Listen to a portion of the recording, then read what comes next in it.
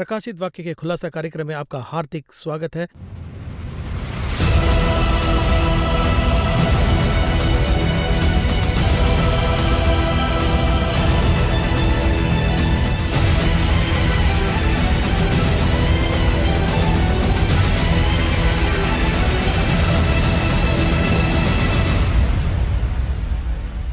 इस कार्यक्रम में ब्रदर एमडी जगन आए हैं। आइए let's welcome him. Brother Jagan, welcome to the programme.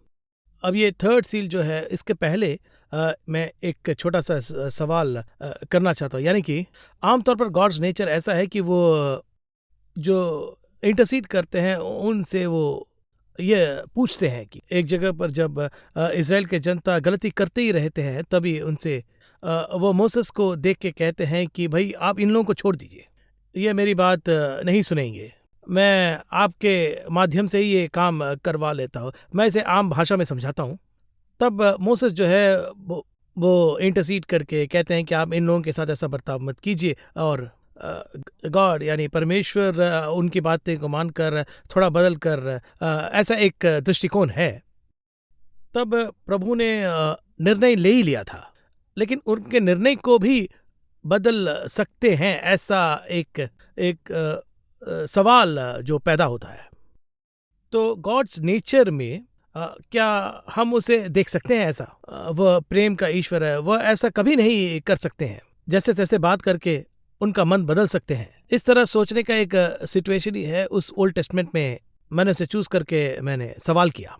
मैं उस पॉइंट को कैसे हम उसे समझ सकते हैं? हम परमेश्वर को एक तरह से ही नहीं देख सकते। नहीं हम अपने नजरिए से ही परमेश्वर मानते हैं। करेक्ट। कह दिया, जल्दबाजी में कह दिया, ठीक है माफ कर देते हैं, इस तरह से हम मनुष्य सोचते हैं। ह्यूमन लेवल पे ही मनुष्य के तौर पर देखिए, परमेश्वर ये सब होगा, ये सब लोग ऐसा करेंगे, ये पहले से ही वो मालूम तो है। क्रिएटर है। जी हाँ, और फिर मूसा आकर रोकेगा, ये भी उसे पता पता है। था। लेकिन क्यों उस जगह पर वो ऐसा कहते हैं? उस जगह परमेश्वर ने जो जजमेंट कहा है, जो मिटाने के लिए कहा, जजमेंट है। बहुत दुखी होकर ये बात कह रहे जी हैं। हाँ, लेकिन ये जो जजमेंट है ये पोस्टपोन किया है।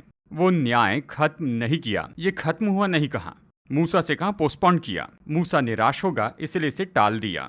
लेकिन इसे जरा ध्यान से सुनिए, कनान में जाने वाला उनमें कोई नहीं था। इस पीढ़ी को मैं जंगल में नाश करूंगा, और उसने वैसे ही नाश किया। जो कहा वही किया, बस मूसा के साथ में नहीं किया। और फिर उसके बाद कालेब और यहोशू ही प्रतिज्ञा के देश में गए। यानी परमेश्वर ने जो कुछ कह दिया है वो कह दिया है। अब वचन भी ये कहता है, वो एक बार कहकर उसके बारे में सोचने वाले प्रभु नहीं हैं। उसने एक बार कह दिया तो सोचकर उसे बदलने वाले नहीं हैं। उसने कह दिया तो कह दिया, उसके मुंह से निकली बात पूरी होगी ही। इसी तरह वो अपने बात को रख रहे हैं। इब्राहिम में उन्होंने जो बताया 75 लोग ही आ रहे हैं, उनको लेकर एक देश ही खड़ा कर रहे हैं। जी हाँ, ऐसे ही वो एक राजा है, हम ये भूल जाते हैं। स्वर्ग का राजा। देखिए, संसार का राजा पिलातुस कहता है जो लिख दिया वो लिख दिया, मैं वो बदल नहीं सकता हूँ। पर्शियन के बारे में कहा जाता है कि जो लिख दिया है वो पर्शियन के लिए भी नहीं बदलेगा। राजा ने जो लिख दिया वो लिख दिया, उसे राजा भी बदल नहीं सकता है। इनमें ही ऐसा एक प्रोटोकॉल होता है। सर्वशक्तिमान परमेश्वर वो कितना महान है। दूसरी बात, वो जल्दबाजी में कुछ भी कहने वाला नहीं है। वो सोच समझकर साफ कहने वाले प्रभु हैं। इसलिए परमेश्वर ऐसा नहीं कि आपको माफ किया कहकर आपको दंड दे देंगे। अगर उसने दंड देने के लिए कहा है तो दंड देंगे ही। आज नहीं तो कल दंड देंगे, लेकिन जरूर देंगे। माफ करने के लिए कहा तो माफ करेंगे, कैसे भी माफ करेंगे। अभी हम ये थर्ड सील के बारे में बात कर रहे हैं। ये जो तीसरा सील है, इसे हमें कैसे समझना है? अब हमने पहली मोहर देखी जो शांति को दर्शाती है। दूसरी मोहर में शांति को हटाकर युद्ध करने की बात दिखती है। और हमारे समय में अगर देखा जाए तो बायो वॉर कह सकते हैं, ऐसा हम देखते हैं। अब तीसरी मोहर के बारे में देखिए, यहाँ पर जो घटना होने वाली है ये दूसरे मोहर के आगे का भाग भी हो सकता है। किसके बारे में कहा गया है? अगर इसके बारे में कहे तो वचन 5 में देखिए, मैंने एक काला घोड़ा देखा, ऐसे कहता है, और उसके सवार के हाथ में तराजू था, इस तरह से वो कहता है। अब देखिए, ये जो काला रंग है, हमेशा की तरह मैं आपसे ही पूछता हूँ, काला रंग किसे दर्शाता है? ये काला रंग जो है, ये जो एक क्या बताएं कि एक सम काइंड ऑफ एक डेथ के बारे में हो सकता है। उसी प्रकार ब्लैक जो है एक सेंटिमेंट का कलर तो वो है नहीं, बहुत सोच समझ के यूज करते हैं, लेकिन आजकल उसे बहुत पसंद करते हैं लोग। काला जो रंग है ये दुख का चिन्ह है। जी हाँ। यानी काले कपड़े पहने हैं तो इस तरह से कह सकते हैं जी हाँ। आमतौर पर फ्यूनरल में काले ड्रेस पहनते जी हैं। हाँ। कई देश में अलग हो सकता जी है, हाँ। खैर इसके बारे में कुछ नहीं हाँ। कहेंगे। अगर श्रीलंका जाएंगे तो फ्यूनरल में सफ़ेद कपड़े पहनकर करेक्ट, आते हैं। अब करेक्ट। वो बदल रहा है, यानी आमतौर पर कहा जाए तो काला रंग जो है ये दुख जी का हाँ। चिन्ह होता है। इनफैक्ट अगर किसी की मृत्यु हो गई है तो वो ब्लैक गाड़ी में ही पहले जाते थे। हाँ, जी अभी हाँ। थोड़ा-सा वो बदल रहा है, लेकिन एक स्टेज में उसे ऐसा ही बताया जाता था। तो देखिए, विरोध चला गया सोच के देखिए, हुँ, तब वो आता है काला। इस तरह है, काले कपड़े पहनते हैं, हुँ, काला झंडा लेते हैं, ये विरोध जताने का एक तरीका है। यानी देखिए, ये एक तरह से ये तो दुख के विषय में बताता है। हाथ में तराजू लिए हुए था। देखिए, हम सबको पता है कि तराजू का जो मतलब है, ये अर्थव्यवस्था दिखाने वाली एक स्केल है। यानी यहाँ पर हमने इसे एक स्केल कहा है। हुँ। तो यहाँ पर ये एक अर्थव्यवस्था को दर्शाता है। माप के देते हैं ऐसे कहाँ है। और फिर इसके नीचे दिए हुए वचनों को अगर आप पढ़ेंगे, यानी सभी काम तो पूरे हो जाते हैं। बस दो ही चीज़ें हैं जो इसमें जुड़ी नहीं हैं। उनमें से एक है दाखरस और फिर दूसरा है तेल। इस तरह से इसके बारे में हम बाद में देखेंगे, इस तरह कहता हूँ। लेकिन अभी जो है, ये जो काले रंग का घोड़ा है, ये किसे दर्शाता है अगर ये पूछे तो इसके बाद में आने वाले आर्थिक संकट के बारे में बताता है, या सबसे बड़े आर्थिक गिरावट के बारे में बताता है। इस तरह कहते हैं। अब हम ऐसा क्यों कह सकते हैं? वो हाथ में तराजू लिए हुए था, हम देखते हैं। वो सभी आहार जोड़ रहा है, ये देखते हैं। इस तरह से होने वाली एक दुख की स्थिति इस दुनिया में आ जाएगी। आप ये जानते हैं, देखिए लगभग 20 साल पहले इथोपिया में एक घटना हुई, इसके बारे में आपने देखा या सुना होगा। गरीब लोग बिना भोजन के कारण मर रहे थे। जी हाँ। ऐसी हाँ, बहुत ही दुख की दुखदायक तस्वीरें परिस्थिति थी। थी। और फिर उसके बीच में पूरी दुनिया भर की हुँ, एक फोटो, क्लासिक तो नहीं, ये दुख की बात है, दुख दर्शाने वाली फोटो। इस तरह से एक बच्चा मरने वाला है, उसके मरने के बाद उसे खाने के लिए गिद्ध पीछे खड़ा है। ऐसी स्थिति हमने इथोपिया में होते हुए देखी हुँ। है। और फिर उसके बाद में ऐसी अवस्था हमने कई देशों में भी देखी है। इसलिए ये जो आर्थिक संकट है, ये दूसरी मोहर के बाद आएगा। युद्ध के बाद में ये आर्थिक संकट आएगा, ये हमने अभी देखा है। अब देखिए, 1914 से 1918 के आसपास पहला विश्व युद्ध हुआ जी था। हाँ। ये 1918 में ख़त्म हुआ, लेकिन 1920 में देखिए स्पेनिश फ्लू आ गया।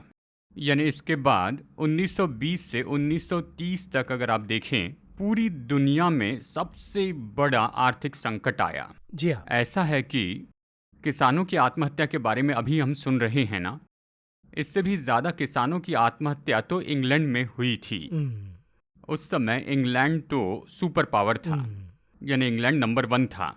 सेकेंड वर्ल्ड वॉर के बाद अमेरिका सुपर पावर बना। फर्स्ट वर्ल्ड वॉर तक इंग्लैंड सुपर पावर था, यानी वहाँ की रानी की सरकार पूरी दुनिया में फैल गई थी। यानी कम से कम 100 देशों से भी ज़्यादा इंग्लैंड के अधीनता में थे। उस समय इंग्लैंड के किसान आत्महत्या कर रहे थे। तो हुँ। इन 10 साल के बीच में बहुत ज़्यादा गरीबी थी।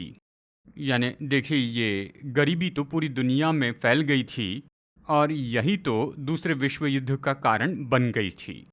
और उसी समय इंग्लैंड जो है वो अपने महाशक्ति होने की पदवी को खो देता है। उसके बाद अमेरिका महाशक्ति बनता है। वो कैसे हुआ देखे तो इंग्लैंड का पाउंड चला गया और अमेरिका का डॉलर आ गया। अमेरिका का डॉलर दुनिया में मानक मुद्रा बना। देखा जाए तो इंटरनेशनल मॉनेटरी फंड IMF, यानी देखिए अमेरिका का पैसा जो IMF द्वारा लाया गया, ये किस साल आया देखे तो 1931 में आया। दूसरा विश्व युद्ध 1936 के बाद हुआ, सेकेंड वर्ल्ड वॉर। अब IMF के द्वारा ये जो एक्सचेंज मनी या अमेरिका का पैसा, वो 1931 में आ गया। कारण क्या था? आर्थिक संकट था। आर्थिक संकट के पहले ही इतनी बड़ी भूखमरी आ गई थी। ये जो भूखमरी थी, इस भूखमरी से भी बड़ी भूखमरी वो हमारे समय में आने वाली है। इस तरह से कहाँ है, और यही उसका संकेत है, तीसरी मुहर। अब ये दूसरे मुहर में बायो वॉर की चीज़ें वगैरह कहने वाले समय में ही हम लोगों से ये कहते जा रहे हैं कि इसके बाद में एक बहुत बड़ी यानी भूखमरी आने वाली है। पूरी दुनिया में ये भूखमरी आने वाली है। दुनिया भर के जितने भी अमीर लोग हैं, नंबर 1, नंबर 2, नंबर 3, ये जितने भी अमीर लोग हैं, वो अपना सारा बिजनेस छोड़कर, ये जो सभी हैं, वो खेती की ज़मीन खरीदेंगे। एक बहुत बड़े यानी नंबर 1 अमीर जो हैं, उन्होंने 2,64,000 एकड़ खेती की ज़मीन खरीदी है। और देखिए उनके बाद एक और व्यक्ति 1 लाख एकड़ खरीदते हैं। इस तरह के दुनिया के सभी अमीर लोग, यानी उनका जो बिजनेस है वो जो कर रहे थे उससे अलग बिजनेस, आईटी बिजनेस हो यानी इंफॉर्मेशन टेक्नोलॉजी बिजनेस, या बाकी किसी भी तरह का मीडिया का काम और हो, वो एग्रीकल्चर के अंदर आ रहे हैं। वो एग्रीकल्चर में आते हैं। यानी इन कहे गए 3 साल में खेती में जो है, अगर आप इसे देखें तो यानी उनके जो सबसे ज़रूरी उपकरण थे वही बड़े बड़े शॉपिंग मॉल्स और बड़े बड़े काम के लिए सप्लाई किया करते थे। तो इन खेती की ज़मीन को अधिक तादाद में लेने के कारण इन अमीर लोगों की इंटरव्यू ली गई, और उस इंटरव्यू में उनसे पूछते हैं कि आपका इतना बड़ा बिजनेस है लेकिन फिर भी उसे छोड़कर खेती किसानी में आ रहे, इसका क्या मतलब है? आज ही वो दुनिया के नंबर 1 किसान हैं, वो उसमें क्यों आ रहे हैं? अगर ये पूछे तो उनके इंटरव्यू में आप देख सकते हैं उन्होंने कहा, दुनिया में सबसे बड़ा सूखा पड़ने वाला है। दुनिया भर में उस सूखे के दिनों में लोगों को खाना खिलाने के लिए मैं अभी से तैयार हूँ। एक तरफ तो दुनिया उस सूखे की ओर बढ़ रही है। इस सूखे का कारण क्या होगा अगर कहा जाए तो, यानी कहिए कोई बाढ़ आएगी या फिर अधिक बारिश होगी, सुनामी आएगी या फिर भूकंप होगा।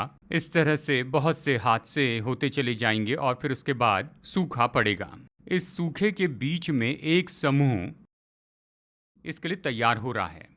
हमें इन्हें देखकर हिसाब लगा लेना है, क्यों अचानक ये सभी लोग तैयार हो रहे हैं। ये देखा जाए तो देखिए, एक तरफ चावल, दाल, गेहूं ये सब जमा कर रहे हैं। शायद आप सोच रहे होंगे इंडिया के बारे में, नहीं, दुनिया भर में। देखिए सभी लोग कई टन में इसे जमा करके इनके लिए बड़े बड़े गोडाउन बना रहे हैं। एक तरफ लोग भूखमरी के कारण यहाँ वहाँ भटक रहे हैं। ये क्यों पूछे तो ये एक बहुत बड़ा अकाल होगा, गरीबी पूरी दुनिया भर में आने वाली है। इस तरह से उस अकाल के बारे में सोचकर ही हम भी 2 साल से कह रहे हैं वो आने वाला है।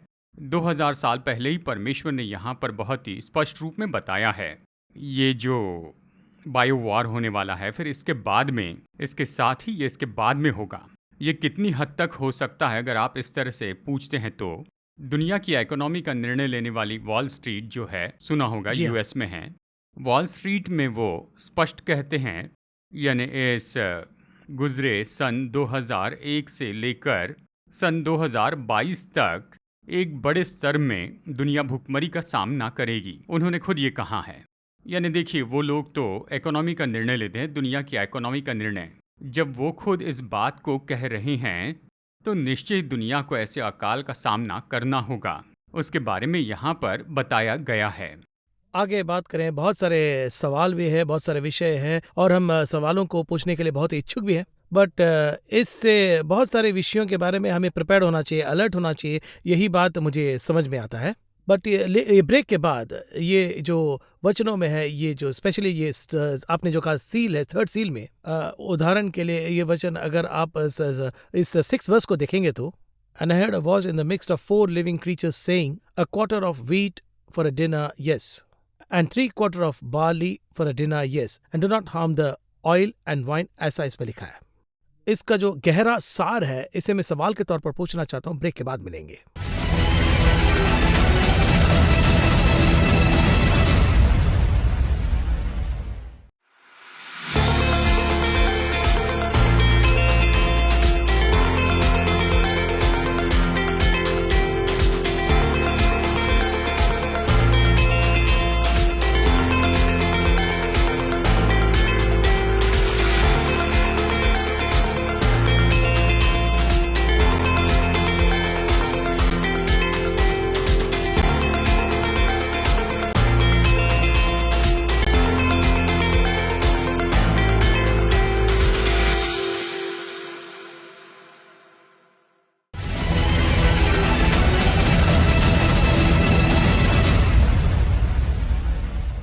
Welcome back after the break. Brother Jagan, इस 3rd सील में बहुत सी विषयों को हमने ब्रेक के पहले देखा, लेकिन इसमें जो है आखिर में, वो वचन के आखिर में 3rd सील के एंड में, do not harm the oil and the wine ऐसा लिखा है।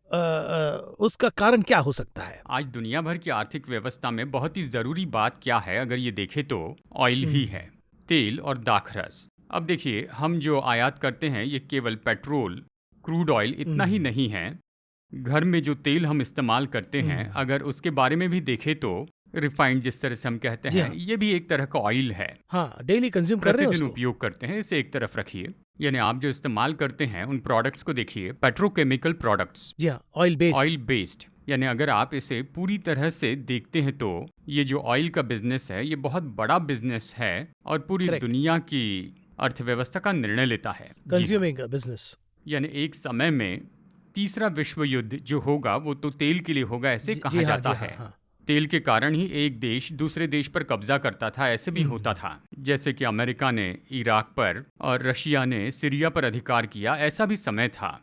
पर अब ऐसा नहीं है। खैर कुछ भी हो, लेकिन तेल बहुत ही महत्वपूर्ण है। दूसरी बात है दाखरस, हम सब जानते हैं। अब देखिए ये जो वाइन है, ये कई देशों की अर्थव्यवस्था का निर्णय लेने वाली इतनी महत्वपूर्ण है। बजट वाइन के कारण कई देश मजबूत अर्थव्यवस्था में हैं। अब देखिए ये जो वाइन है, इसका मतलब ये नहीं कि केवल शराब है। अब ये जो दाखरस है, ये केवल मदिरा पान नहीं है। वाइन एंड वाइन दोनों कहते हैं, WINE VINE दोनों भी हैं।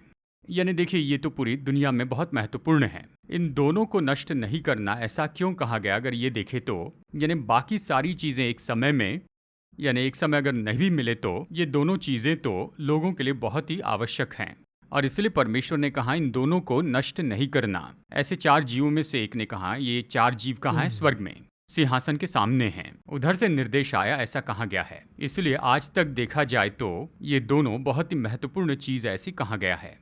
और इसे अगर आप एक तरफ से आत्मिक रीति से देखते हैं तो फिर तेल जो है वो अभिषेक है और दाखरस तो जोड़ता है। यानी आखिरी के दिनों में हमारे बुलाए जाने तक ये दोनों होंगे। अगर आप मोहर के खत्म होने को देखें तो अध्याय 7 में इसका आना होगा। इसके बारे में बाद में देखेंगे। यानी उसके आने के पहले इन दोनों को किसी तरह नष्ट नहीं किया जाएगा, बाकी सब नष्ट हो जाएगा। यानी दुनिया में सब कुछ तबाह हो जाएगा, सब कुछ होगा, केवल ये दोनों ही आखिर तक नष्ट नहीं होंगे। ऐसे हम समझ सकते हैं, आत्मिक रूप में समझ सकते हैं। लेकिन अब हम इसे पूरी तरह दुनिया के तरीके से देख रहे हैं। यानी हम देख रहे हैं पूरी दुनिया में सबसे महत्वपूर्ण है तेल और दाखरस, इन्हें नष्ट नहीं किया जाएगा। इसके बाद में एक और शब्द आता है 3 मुट्ठी, यानी गेहूं के लिए, 1 मुट्ठी गेहूं के लिए। ये सब किसे दर्शाता है? यह अर्थव्यवस्था को दर्शाने वाला है। यानी पूरी अर्थव्यवस्था तो नियंत्रण में आने वाली है। यानी सब कुछ माप कर देने की ये जो बात है वो कही गई है। यानी अगर आप देखें तो दुनिया की अर्थव्यवस्था, यानी ये सारी जो अर्थव्यवस्था है, ये सभी किसी समूह के या ग्रुप में जाकर जुड़ गई है। यानी चलिए आज की मीडिया को देखिए, 6 बड़ी मीडिया कंपनी हैं। दुनिया भर से इस पर नियंत्रण करके चलाया जा रहा है। ऐसे ही आप किसी भी एक चीज को ले लीजिए। ऐसे सबसे महत्वपूर्ण बात है 1 मैन और 1 वर्ल्ड और फिर 1 कंट्रोल। ऐसे ही एक जगह की और ये बड़ी तेजी से जा रहा है। इसमें सबसे मुख्य विषय क्या है? जनता की मूल जरूरत तो अनाज है, गेहूं, चावल, ऐसे मूलभूत चीजें, बेसिक फूड। ये सभी जो हैं वो किसी एक के नियंत्रण में जा रहा है। इसका जो अंत है वो प्रकाशित वाक्य अध्याय 13 में आता है। यानी जो उसकी मोहर नहीं लेगा वो किसी तरह से खरीदने या बेचने नहीं पाएगा। पूरी दुनिया में जो है ऐसी स्थिति वो लेकर आ जाएगा। ये सब कब होगा? हमारे समय में होगा, मोहर तोड़े जाने के समय में होगा। ये सब हमारी आंखों के सामने ही चल रहा है, लेकिन कैसे चल रहा है इसके बारे में हम कुछ भी नहीं जानते हैं। मैं इसलिए कहता हूँ छठी मोहर तक की जो बात है ये एक तरह का सिद्धांत है। यानी देखिए इसे शुरू करते समय ही मैंने बताना चाहा था, यहाँ पर परमेश्वर ने इसका मौका दिया है। ये कैसा सिद्धांत है? एक समूह कहता है कि ये 6 मोहर अभी इसी समय खत्म हो जाएंगे। तो एक समूह ये सब हो गया है इस तरह से कहता है। हम कह रहे हैं कि ये हो चुका है। बड़ी मात्रा में लोग सोचते हैं कि ये अभी भी होने वाला है। कहा जाए तो बहुत सी भविष्यवाणी हमारे समय में पूरी हो रही हैं। इस्राएल देश का वापस बनना और फिर यरूशलेम को राजधानी बनाया जाना, ये सब हमारी आंखों के सामने हो रहा है। लेकिन ये सब हो चुका है ये हमें पता नहीं, और जो आगे होने वाला है बाइबल उसके बारे में बता रही। इसी तरह से हम सोचते हैं। यानी यीशु मसीह जब पहली बार आए, इस्राएल में पैदा हुए और फिर 30 साल तक वहीं पर जिए। लेकिन उस 30 साल में वो कहाँ थे ये किसी को भी पता नहीं है। मसीहा उनके बीच में थे, वो नहीं जानते थे। वो अभी भी बैठकर यही सोचते हैं कि वो यीशु के पास आकर पूछते, आने वाला तू ही था या हम किसी और का इंतजार करें। उसी तरह से हमारे समय में बहुत सी भविष्यवाणियां तो पूरी हो चुकी हैं। खास करके जिस समय में हम हैं, ये मोहर एक एक करके तोड़ी जा रही है। दूसरी मुहर तो टूट चुकी है, तीसरी मुहर टूटने वाली है। हम ऐसे समय काल में रह रहे हैं। अब देखिए, इसके बाद पूरी दुनिया में बहुत बड़ी आर्थिक समस्या होगी, ऐसे कहा जाता है। और इस तीसरे मुहर के काम को हम पूरी दुनिया में देख देखने सकते वाले। हैं। अब 1 या 2 मिनट बचे हैं समाप्ति के लिए। अभी ये जो थर्ड सील से हम क्या स्पिरिचुअल सीखेंगे?